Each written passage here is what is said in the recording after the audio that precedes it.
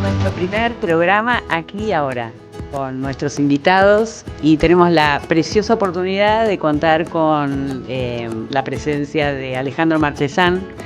Estamos inaugurando el primer programa de nuestra Escuela de Coaching Ontológico Profesional, CEOP, Centro de Entrenamiento Ontológico Profesional. Y estamos con Alejandro Marchesán, el doctor Alejandro Marchesán. Qué gusto. Bienvenido. Hola Nati, un placer estar acá y compartir juntos con Miguel un sueño. Exactamente. Sí, un placerazo. Un placerazo. Bien, los presento un poquito. Miguel Ángel Suárez es director ejecutivo de Todo Patagonia, de nuestra escuela federal.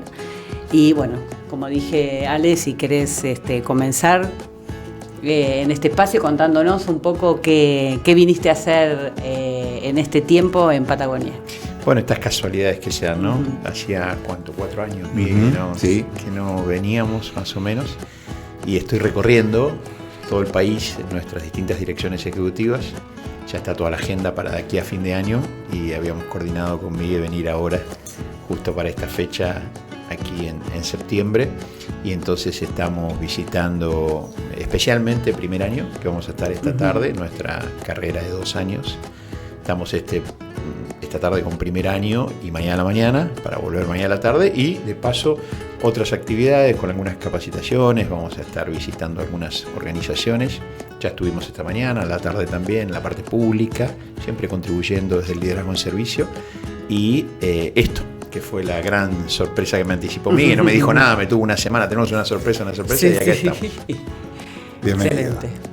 Excelente. Bueno, y yo también dar la bienvenida a nuestro fundador, al fundador del CEOP, y a fundar este espacio juntos, ¿no? Así que gracias, Nati, por invitarnos en este proyecto.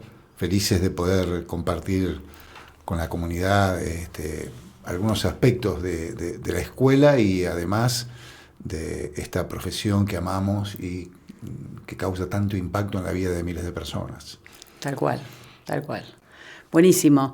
Tenemos armadas algunas preguntas que las personas, los interesados, los estudiantes, los coaches, la gente, mis amigos, conocidos, quieren conocer de la carrera de coaching ontológico, y no solo del coaching, o sea, de la carrera, de la formación, sino para qué sirve, en qué me va a ayudar, en qué va a impactar en mi vida que yo reciba una formación de coaching ontológico.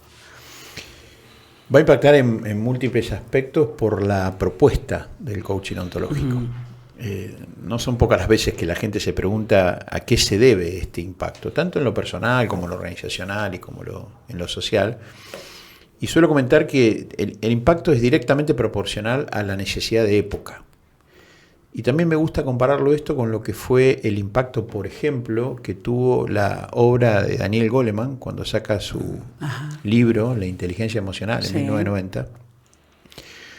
La pregunta es, ¿qué pasó que generó tal impacto? Un libro que se vendieron cerca de 5 millones de ejemplares en meses en todo el mundo, cuando de la inteligencia emocional se venía hablando desde el año 1820. No nombrado como inteligencia emocional.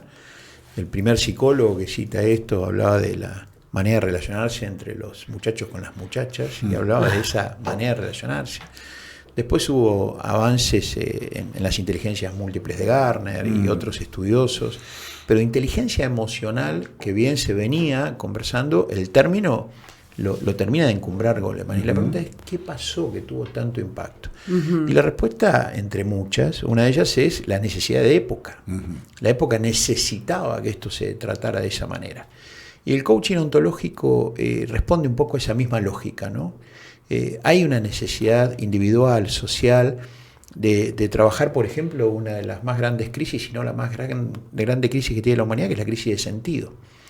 Entonces, el coaching ontológico, un emergente de hace unos 40 años en el mundo, unos 30 años en la región, empezó a hacerse cargo de esa necesidad. Para ponerle un primer título, ¿no? El coaching impacta porque se hace cargo de la crisis de sentido. Hoy tenemos guerras en el mundo que pensábamos que no íbamos a tener más, tenemos conflictos de desplazamientos de personas de un lugar al otro, climáticas, energéticas, una cantidad de crisis que la pregunta es, ¿y esas crisis en el fondo qué hay? Bueno, una de las propuestas es que es una crisis de sentido. Si los seres humanos en lo individual, en lo relacional, en lo organizacional, no tuviésemos esa crisis de sentido, probablemente todos los efectos que estamos viendo no se verían. Así que el coaching viene a responder a una necesidad de época que es, entre otras cosas, la crisis de sentido profunda que tenemos los seres humanos hoy. Y cuando decís crisis de sentido, ¿a qué te referís? ¿Sentido de qué? Un sentido que puede tener que ver con la pérdida de horizonte. Siempre decimos, ¿no? El navegante para navegar necesita coraje para dejar el puerto de la vida, pero también necesita horizonte en términos de rumbo. Porque si sale a navegar, cortó amarras, tuvo el coraje, pero no sabe a dónde va, como decía Séneca, ¿no? El mejor de los vientos sirve al mejor de los marineros y no sabe a dónde va. Entonces, yo relaciono la crisis de sentido con una crisis de dirección. Esto es, perdí las referencias, dónde estoy, qué hago, para qué estoy, que es una pregunta ontológica, la ontología como reflexión del ser. Al no saber, ¿no? Un poco todas estas cuestiones, pierdo el rumbo y empiezo a dar vueltas en círculo. Al dar vueltas en círculo empiezan a aparecer las especies, como dice un filósofo llamado Byung-Chul Han, las especies del alma, ¿no? Cuestiones que tienen que ver con profundos conflictos emocionales consigo mismo, con otras personas, todo lo que tiene que ver con la ansiedad, con todas estas cuestiones que llegan hasta la misma depresión y al mismo suicidio, que es hoy una cuestión cada vez más tangible y más preocupante. Sí.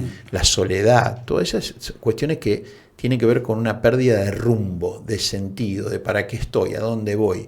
Y entonces a eso nos referimos cuando hablamos de la necesidad de hacer un alto y atender a esa crisis de sentido para construirla o reconstruirla, ¿no?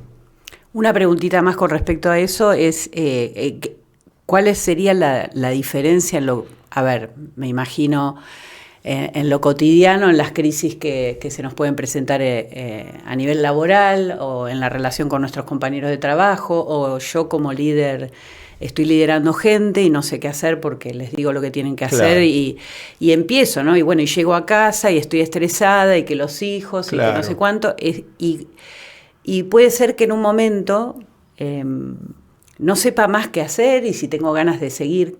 Vos decís que el sentido, que yo tenga un sentido de vida, me va a sostener en esas circunstancias. Muy interesante, porque estás haciendo como una especie de disección entre una crisis que la podríamos llamar coyuntural, instrumental, crisis del vivir y el porvivir, esas crisis que tenemos en las relaciones de pareja, con los hijos, en el trabajo.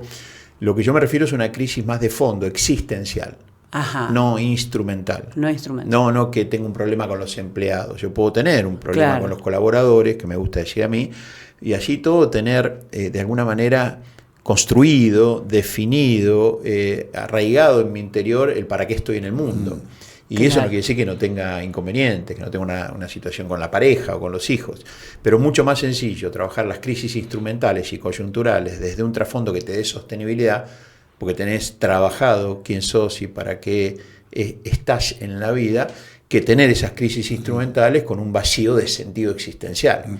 El caso más patético de esto es como vos tenés una persona que va a un campo de concentración en Auschwitz y se muere al poco tiempo porque dice, esto ya se terminó el juego, o sea, no solo tengo una crisis instrumental, donde no tengo para comer, no tengo para dormir, tengo problemas con gente que quiere ocupar mi cama, tiene tifus y yo no, y me va a contagiar, cuestiones de un campo de concentración, y que pierda el sentido de el para qué seguir viviendo y existiendo, porque puede haber un día después del campo de concentración. Entonces, el 90% de las personas hacían de su crisis instrumental y coyuntural su crisis de sentido. Viktor Frankl reconoce la crisis instrumental, reconoce la crisis coyuntural, pero nunca pierde de vista la necesidad del sentido, al punto tal de que su libro, Un hombre en búsqueda de sentido, es la demostración más pura y cabal. Después él hace una propuesta que la llama logoterapia de esto, ¿no? La búsqueda del sentido, porque estando aún en la peor condición de denigrante como es un campo de concentración, él dice, aún con sentido, buscado, construido en los momentos más terribles. Él con tifus, teniendo que atender como médico psiquiatra a otras personas, dice, aún con mi sentido, yo siempre estuve con los ojos fuera de este lugar. Entonces, el sentido es lo que te da el atractor para poder superar esa crisis coyuntural. Entonces, ahí la gran diferencia que vos misma acabas de hacer ahora, ¿no? Excelente, clarísimo, buenísimo. Como quisiera que nos compartas un poco con respecto a la formación de coaching ontológico. Nosotros podemos en este tránsito que es una carrera de 2 años, podemos construir o descubrir este sentido personal. Mira, tenemos la posibilidad de compartir este espacio, yo como fundador y director académico, pero tenemos a nuestro director ejecutivo y nuestro director de gestión estratégica. Vos sabés que el CEOP tiene 6 direcciones ejecutivas, una dirección académica, un sistema fundacional y tiene una dirección de gestión estratégica que está conformada por los directores ejecutivos, que uno de ellos, en este caso Miguel, es el director de gestión estratégica. Así que él es mejor persona que yo para contestarte eso. Bien. Bueno, gracias. Me venía esto para hacer pie en lo que Alejandro estaba compartiendo recién de Viktor Frankl, en esta frase que me impactó muchísimo de él, que hablaba de la libertad como respuesta a lo que yo elijo entre el estímulo y lo que voy a responder frente a ese estímulo, ¿no? Y me paro allí para poder traer un poco de respuesta a tu pregunta, Nati, porque lo que Viktor Frankl, creo, pudo interpretar desde una crisis profunda existencial, ¿no? Qué mayor impacto que entrar en un campo de concentración donde si te reís te matan, si no te reís también te matan. Claro. No hay ninguna referencia para decir, che, me puedo comportar de esta manera instrumentalmente. Viktor Frankl tuvo que descubrir, como ya venía, ¿no?, haciéndolo, que entre lo que pasaba día a día en el campo de concentración y la respuesta desde su sentido propio de vida que iba a dar a ese estímulo, había un espacio que él llamó libertad. Y me parece que la formación de esta escuela, que amamos tanto, ¿no?, que ni más ni menos tiene como misión el construir y colaborar con las personas para que puedan indagar, descubrir y poder referenciar también este sentido, ¿no? Sentido personal, sentido social, ¿no?, y sentido organizacional también, porque como personas estamos en las organizaciones y a veces nosotros 3 estamos en organizaciones sirviendo y entramos a la organización y escuchamos conversaciones de propósito, de qué tenemos que hacer, pero no saben desde qué sentido lo hacen, ¿no? Claro. Y ahí es donde empezamos a fracasar en que no alcanzamos las metas o los objetivos, porque en realidad no sé desde dónde parto. Nuestra formación precisamente parte de ahí, de poder ir hacia adentro mío y descubrir y poder reconocer qué sentido de mi existencia tengo respecto a todos los estímulos que hay afuera, ¿no? Mi familia, mi profesión, mi trabajo, mis amigos, pero me conecta a todo eso que nosotros interpretamos como distintos roles, ¿no? Como si fuéramos actores que actuamos como pareja, actuamos como trabajadores, actuamos como profesionales. Nos conecta con una variable importante del ser humano, que es esta parte consciente que tenemos, que llamamos en la escuela sujeto. Sí. Y que es el responsable de observar lo que observa, de mirar lo que mira, de poder relacionarse con lo que mira de una manera diferente, no con los resultados solamente que está teniendo, no con cómo sos vos en la relación, sino a partir de que yo pueda descubrir en mí con qué sentido quiero estar viviendo. ¿Qué sentido me hace tener una relación con Alejandro? ¿Desde dónde lo traigo? ¿Desde dónde parto para poder ir a trabajar todos los días? Aunque quizás no sea el mejor trabajo que tengo, pero sí puedo elegir el sentido con el cual ir a trabajar. Buenísimo. ¿No? O, yo no entro a una empresa y resulta que me ponen 5 jefes para que yo elija. Es el jefe que me asignaron. Pero puedo elegir desde mi sentido cómo relacionarme con esa persona, aunque no sea la persona que hubiera elegido como jefe. Entonces, la formación... Está bueno eso, es fantástico. Y porque ahí estamos hablando de libertad, como decía Víctor Frank, ¿no? Yo tengo la libertad, no siempre elijo completamente, puedo decidir muchas veces, pero sí puedo elegir cómo relacionarme, ¿no? Mientras a lo mejor busco otro trabajo. No necesariamente tengo que cambiar de jefe, sino que puedo construir una manera de relacionarme con esa persona que es diferente, que hasta puede, digamos, traerme un trato adverso para mí, desde mi mirada, y sin embargo yo puedo ir a la relación, conversar con él, con competencias, por supuesto, que necesito desarrollar, es decir, con habilidades ligadas a mi mundo emocional, a mi mundo del lenguaje, a mi mundo corporal, a mi conciencia de para qué existo, ¿no? Esto que traía Alde, che, ¿cuál es mi motivo de existir, ¿no? ¿Cuál es nuestro motivo de estar acá hoy? ¿Desde qué sentido? Y yo, por ejemplo, del sentido de compartir que tenemos un granito de arena para sumar al vasto mar de las circunstancias, para decir, chicas, muchachos, pueden ir hacia dentro de ustedes y buscar su propio sentido para a partir de ahí ir hacia la vida, ¿no? Excelente. Y si me permitís contribuir un poco en la línea de lo que sumó Miguel, porque empezamos hablando de sentido, ¿no? Como una necesidad. Y después él va por el lado de la libertad y va por el lado de la conciencia. Y esto es un distintivo en el CEOP como organización, comprometida con la innovación en la educación. Y cuando decimos comprometida con la innovación en la educación, la diferencia, por ejemplo, entre un profesor y un maestro es que el profesor comparte información, ¿no? Sí. El maestro se compromete con la formación. No, usa la información como medio, pero su fin es la formación del otro, que haya una formación. Y esto en términos de Maturana, la formación hacia el sujeto humano. Después está la capacidad operativa de ese sujeto humano.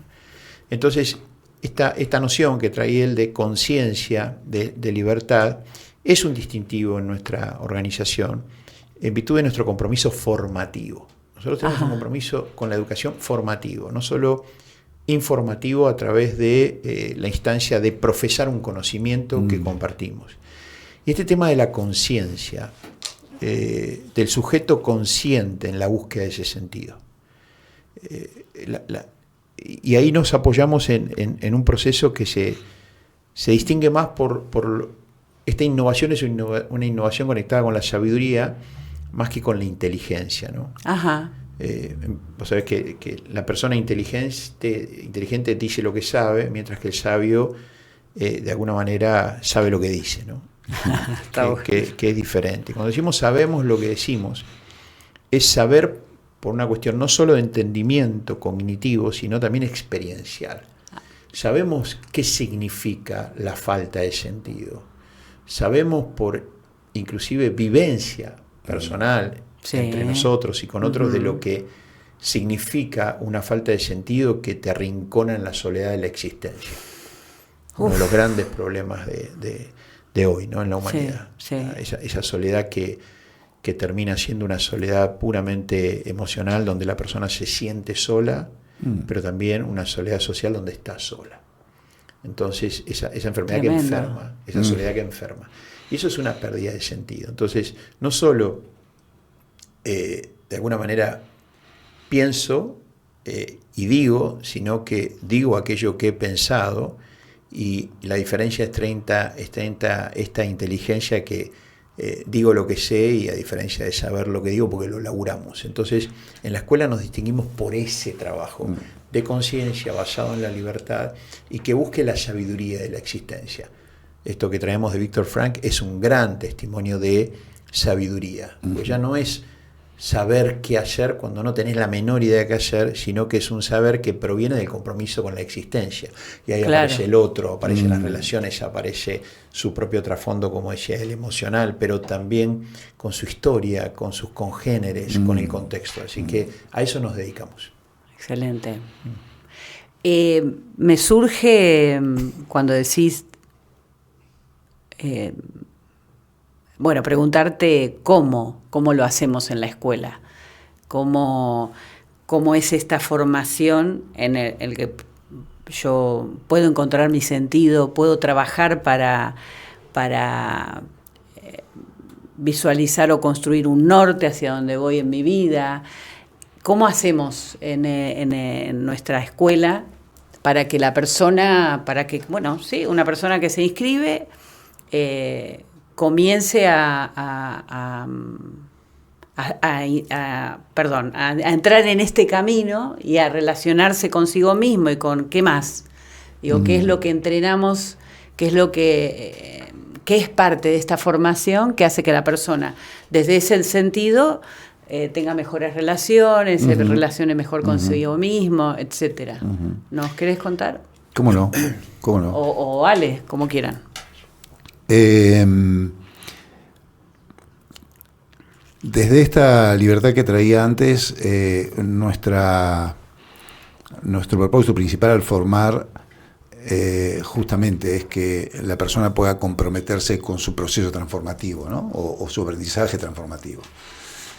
Somos responsables de cómo lo hacemos, de nuestra metodología y del profundo propósito que tiene la escuela en innovar, en formar para la existencia, y la persona aporta su responsabilidad en este acto de querer alcanzar aquellos objetivos personales, ¿no?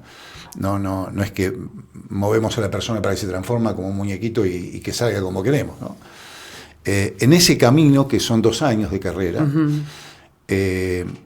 trabajamos mucho sobre el respetar al otro como un ser que viene también formado, no viene como un vaso vacío.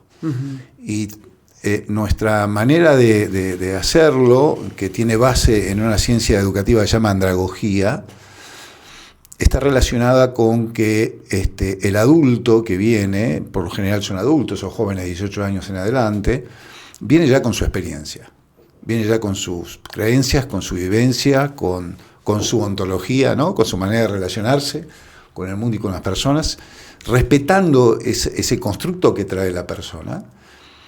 Empezamos a interactuar desde algunas distinciones que llamamos nosotros, son contenidos que podemos aplicar concretamente en la experiencia que necesitamos en la vida diaria, como por ejemplo, y solamente como título, ¿no? Cómo tomar una distinción que me habla de la diferencia que hay entre una expectativa y una necesidad. Che, es lo mismo hablar de mi necesidad que hablar de expectativas. Podemos satisfacer necesidades teniendo en cuenta lo que vos querés y lo que yo espero y lo que vos esperás, ¿no? Entonces, con estas distinciones que trabajamos, vamos hacia la persona como legítima otra, como un otro que ya está construido, y empezamos a hacer un intercambio de experiencia, cognitivo, experiencial, en todo un ciclo recursivo del aprendizaje, que permite que la persona primero conozca, luego vaya entendiendo, pero no solamente porque nosotros lo traemos, sino porque toda la comunidad participa, y luego vaya comprendiendo esto que le traía hace un rato, con conectar con la experiencia propia, ¿no? Entonces, si yo aprendo la diferencia entre necesidades y expectativas, y ahora voy en la misma comunidad lo practico, y luego en un grupo más reducido lo practico, con la asistencia de un coordinador, de un coach, luego puedo ir a mi vida y hablar con mi pareja o con mi hijo sobre necesidades y expectativas, ¿no? Y ahí voy poniendo en práctica la experiencia, esta existencia, y a partir de ahí voy tomando esa distinción y la hago propia, y entonces después justamente esto me hace sentido porque ya no discuto por mis necesidades o las tuyas, sino que acordamos expectativas para ir juntos a algún lugar. Buenísimo. ¿No? Entonces, esto como a modo de ejemplo en nuestra práctica permanente. Excelente. Y después tenemos, que es una de las cosas que distingue al CEOP, es su trasfondo del corpus de pensamiento, ¿no? Su trasfondo teórico. Muchas veces está relacionada a la expectativa, volviendo a lo que decía Miguel con el coaching, de que es un proceso herramental que te va a dar, valga la redundancia, herramientas para solucionar temas, ¿no? Claro. Y por supuesto que hay herramientas, claro que las hay, pero herramientas sin un trasfondo que dé sostenibilidad conceptual, filosófico del pensamiento, hace que eso sea al final contrario a lo que se buscaba, poco sustentable. En ese sentido, el CEOP se distingue por su corpus de pensamiento, de elaboración, estamos todo el tiempo generando, profundizando, los caminos del pensamiento, la reflexión. Y nosotros tenemos una propuesta que es antropológica desde el punto de vista de la consideración del individuo, de su devenir, ¿no? Lo que Frankl llamaba su gerundio existencial, el individuo, ¿no? Este ser ahí en el mundo que tiene el individuo, pero ese ser ahí en el mundo es con otros, es en sistemas. Entonces, claro, el hombre, que es individuo, naturalmente empieza a ser realizado completo con otros, claro, porque sin otros no se puede realizar. Lacan era muy claro en este sentido, ¿no? Decía, vos sos indispensable para la realización de mí mismo, y por ende yo paso a ser indispensable para vos. Entonces nuestra propuesta es antropológica, entendiendo todo esto que decía Miguel, de dónde viene ese individuo, antropológica desde el punto de vista que viene con una cultura, y después nos hacemos cargo del sistema, de lo sociológico, esto es el individuo en los sistemas. Y nos queremos hacer cargo de esta combinación, de este binomio antropológico-sociológico que lo hace complejo al ser humano y su existencia. Sí. Entonces no es cuestión de recibir a las personas y simplemente darle herramientas, ¿no? Para que hablen mejor, para que claro, se lleven mejor con su jefe. Todo eso es una cuestión natural, un devengarse naturalmente por el proceso. Entonces, ante tu pregunta, ¿cómo trabajamos? Trabajamos mucho, primero y principalmente, con el individuo, para después ir migrando al individuo en sociedad, entendiendo, como tantas veces decimos, que nadie puede dar lo que no tiene, mucho menos lo que no es, y tenemos como horizonte el concepto ontológico. Esto que es la ontología es el paradigma de base de un individuo. ¿Cuál es la mirada? Como los anteojos que vos tenés, ¿no? A través de qué paradigma de base mirás, decidís, actuás, te relacionás. Tenemos una propuesta de una ontología de época, que tiene que ver con los tiempos complejos en los cuales estamos. Así que entre lo antropológico respetando al individuo, lo sociológico entendiendo el sistema, sí, y la propuesta de una visión ontológica, que al principio parecen palabras más difíciles, pero sí, después las personas rápidamente entienden que está trabajando con la persona, con el sistema, y con esos anteojos. O sea, asistimos a las personas a que encuentren la mejor versión posible de sí mismos como individuos en relación con otros desde su paradigma de base, ¿no? Buenísimo. Y hoy nos comentabas, estábamos conversando antes de estar en este espacio, sobre que el coaching está, que aparece hace 40 años. Más o menos en el mundo, sí, para poner una referencia. Y ¿no? Que también hablábamos de que hay muchos coaching, ¿no? Así a secas. ¿Cuál es la diferencia? Me gustaría que compartas lo que nos compartías hoy previamente. ¿Cuál es la diferencia del coaching ontológico que vivimos en el CEOP? El coaching ontológico de base... de época que decías, claro, ¿no? El coaching ontológico de base es un coaching que tiene un arraigambre filosófico, que tiene una filosofía que se basa mucho en una mirada ontológica conocida como la ontología del lenguaje del doctor Rafael Echeverría, que tiene ya, calcula que esto es del año 90, tiene ya casi 30 años, más o menos, cuando él trae su discurso, un discurso realmente disruptivo, un discurso muy importante en su momento, y yo eso lo denomino coaching de base, ¿no? Es la base irrenunciable y clave como para iniciar la conversación y el proceso. El tema es que todavía no somos conscientes, me parece, lo que el mundo cambia con la vertiginosidad con que cambia, donde yo ya no hablo más de cambio, hablo de, como decía Heráclito, ¿no? El cambio es la constante, todo fluye, todo cambia. 500 años antes de Cristo, y nosotros seguimos hablando de Heráclito como si la constante fuera el cambio. Y desde mi punto de vista ya el cambio es una conversación obsoleta, hoy la conversación es otra. Y no obstante, eso digo, la vertiginosidad del cambio, de la evolución, es tan grande que probablemente esa conversación de hace 30 años a hoy ha necesitado y sigue necesitando ser considerada y revisada también en la ontología, también como coaches ontológicos. Nosotros hemos pasado un mundo bien lineal, bien causalístico, mecanicista, determinista, que no consideraba la complejidad del mundo en cuanto a la interacción de sus variables, las estructuras que hacen al ser humano hoy, y a la socialización. Entonces, en nuestra escuela, hace 8 años que venimos trabajando en esto, el mundo no es el mismo mundo que era hace 30 años atrás. No. Y hoy el mundo tiene una voz diferente en este que llamamos nosotros mundo complejo de múltiples variables, que habla, que clama, que muchas veces reclama, clama y reclama una